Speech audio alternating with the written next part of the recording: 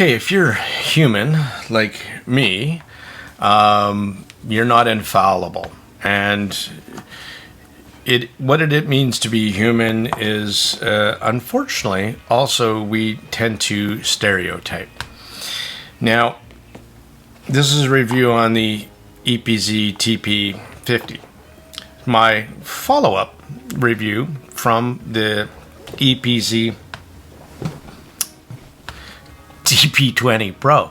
Really love that dongle. For value-wise, I think it's killer on the market. And the best I have heard yet. And I recently, they sent me the EPZ I asked for, TP30. The reason being is I use this ESS little gold brick to now do all my measurements. And what I found, because what I was hearing in the community was doing the output from this to from my laptop into this, out of this, into the IMs, into the mic, it makes a more accurate measurement.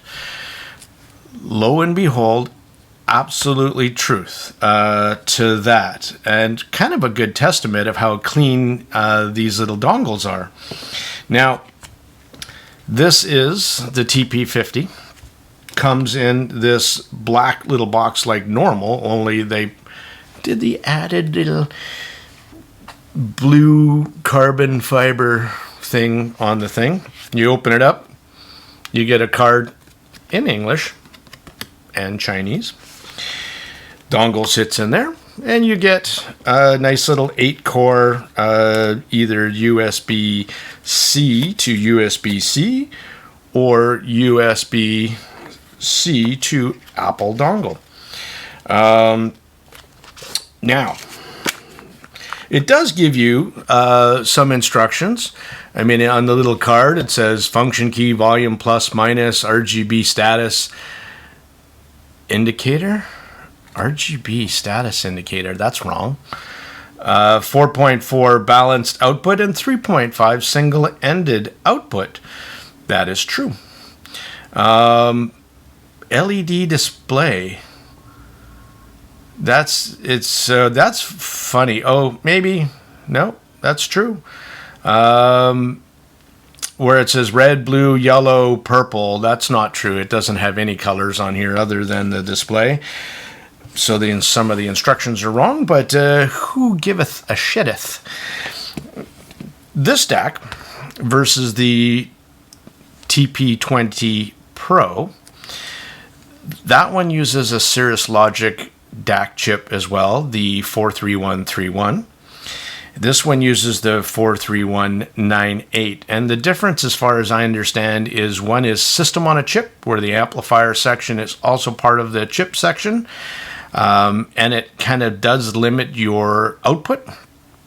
But I've heard some instances where using that same chip, but some companies were still managed to use a different amplifier chip post. So it's very confusing, including myself.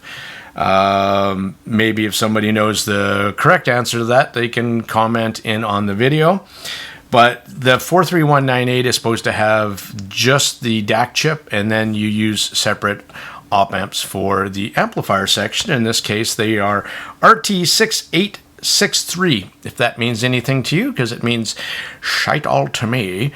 But I will tell you that over the TP20 Pro, we're giving you 171 milliwatts in the output stage in 4.4 balanced. This one gives you 240 milliwatts at 32 ohms, so more juice. And there's also the same as some of their other dongles, dual gain modes, but it's in the menu. And you get, I'm going to also here throw this thing on my, throw it on my laptop so you can see this thing lit up as I go through some of the features. And what I really like about this dongle, I'll tell you, I really love this dongle. I think the two best values that I found so far in dongles, from the ones that I have, and there's a picture that shows you I got a bunch. There's other people that have tons more, but from what I've listened to, the EPZ stuff adds good value into it, right? Little $110 on sale for this little guy. I think it's really hard to beat, but also follow along on this video and I'll explain the sound signature too. So just so you get a good sense of this thing here. But let's just talk about the TP50 for a second. There's the output. So there's single-ended and 4.4. And on the one side, it has a M button and a plus and minus. Now, the signal to noise ratio on this little bad boy for specification, 130 dB, which is considered very, very high. So everything about this little dongle exudes quality. And that's what I loved about the TP20 Pro too. The tactile feel of the buttons, right? Solid, when it has a nice clicky feel to the buttons as well, and really like that. Now, let's talk about some of the kind of features. Now, there's two kind of there's a dumbed down version that why I'm not sure why you'd want to do this, but you can basically turn off most of the functions, including the screen. Where it doesn't even show you anything on the screen, even though it's powered up, unless you hit the button twice, or the M button on, right? And so I'll just talk about that for a second. If you turn that function off, and I'll go into that menu and I'll show you that, right? So here it says level, what do you want, right? So to your two gains. Now, I love this feature. So this feature is your balance control. So if you have an IM that has channel imbalance, bingo, fantastic. There, it actually has, oh, that is the adjustment. I did that already. What am I doing here? Okay, so here's your filters.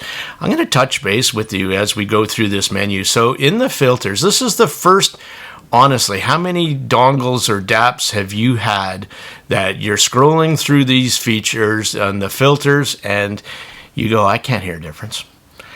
Legitimately, this is the first dongle I've ever had, or DAP, that actually made a noticeable difference in sound with the different filters. I find that the slower filters with this dongle actually make it sound more warm, a little bit more musical. And you can also turn that off. So it says no filter, and then slow PC. The slow LL was the warmest for me. Fast PC, fast LL. So that was the most kind of analytical. And then off completely. DAC, ohm CLAB. Now that is a circuit to kind of make it more organic sounding, analog sounding, as far as I understand from the description, though I honestly can't hear a difference switching it on off.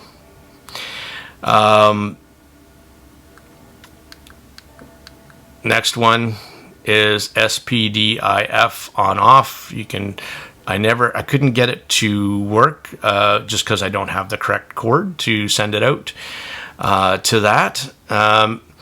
HDEPOP on. So this is a circuit that stops like clicks and pops and stuff like that. I've turned it on, and yes, in my entire experience using this, I didn't hear anything. So does work tickety-boo. It's supposed to eliminate crackles and pops, called the high definition range anti-crackling suppression circuit. There we go. Back to thing. If you wait a few minutes or seconds, it kind of turns that off. Brightness display, and I'll show you that actually. With the brightness on at 10, it actually goes fairly bright to off. So if you're at night and you want to just chill, you can turn it to very, very, very dim and it's not going to bother you, or you can turn it like that. Fantastic. H rotation on off. Okay, say you've got your one way and this way. There you go. It actually is a great feature. I really like that. There you go. And now the next one says display. Now you can have it or set to up to 60 seconds on or continuous, as I did. It does drain more battery power, obviously, the more you do that. And then back to, I waited too long again.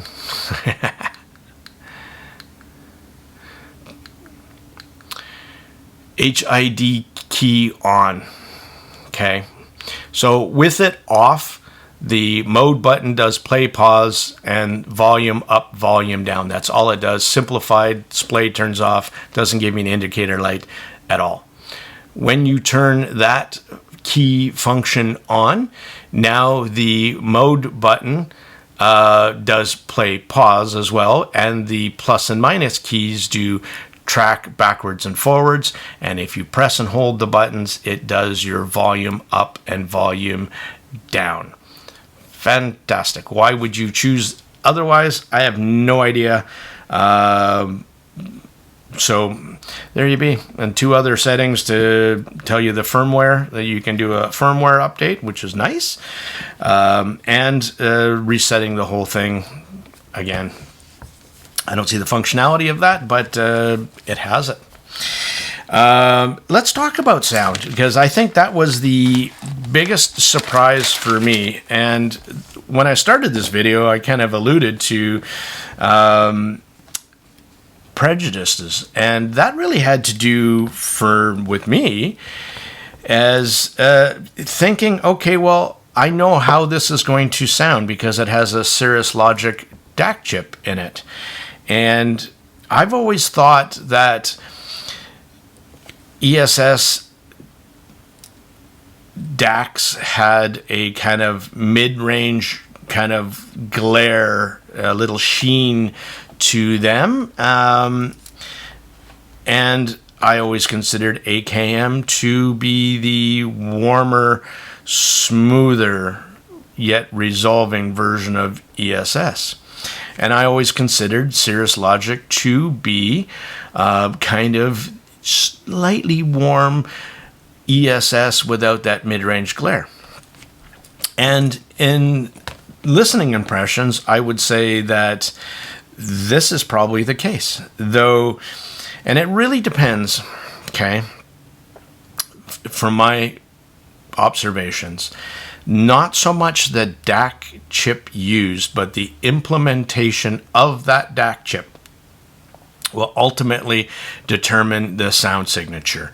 So it's the sum of the components versus a singularity of the DAC chip that really makes a difference. Now, I was really shocked by this dongle. I was shocked on how open, resolving this little dongle was. Like my Ibasso DX170 with Cirrus Logic DAC chips is that how I described Cirrus Logic before, just slightly tilted to the warm side.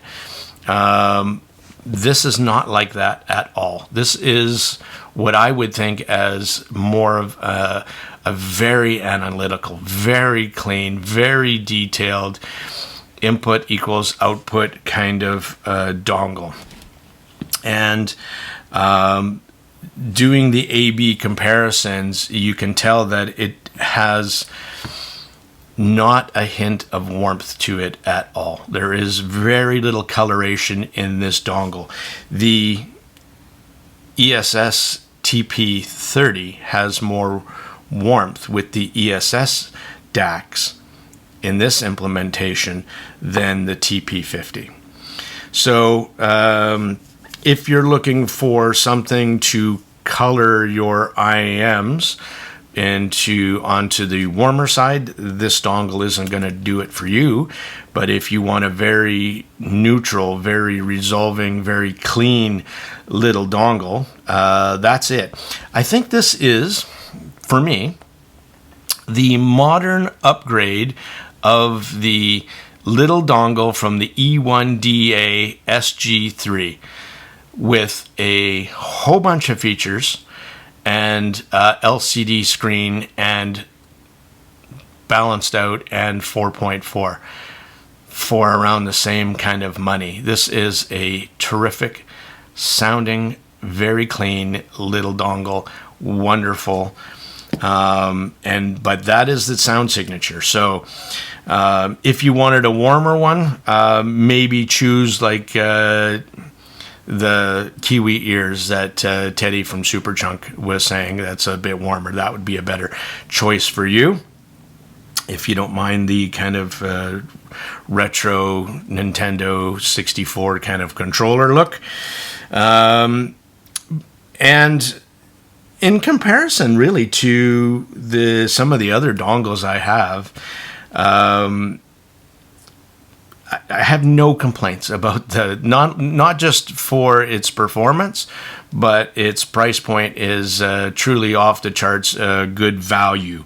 And I think if I'm trying to recommend something, that is going to be the top of my list. Is it good value for your bucks? And I honestly think that this little EPZ TP50 is definitely something you should keep in mind. There are so many dongles on the market, and more, and it blows me away how many keep coming daily. And this thing is just fully featured, fully loaded, great price, super clean. It's hard not to recommend. Anyway, that's my EPZ TP50 review. I hope you learned a little bit. And yeah, I enjoy it quite a lot, and I do recommend it if you're looking for a fully featured dongle. But if you don't need the fully featured, if you don't care about any of those other little features, and you don't care about switching any of the filters or any of that stuff, buy the TP20 Pro for less than half its price. But personally, I think the extra money that you would spend on the TP50 is well worth your bucks. So this is Tone Deaf Monk. I'm out for now. Thank you again.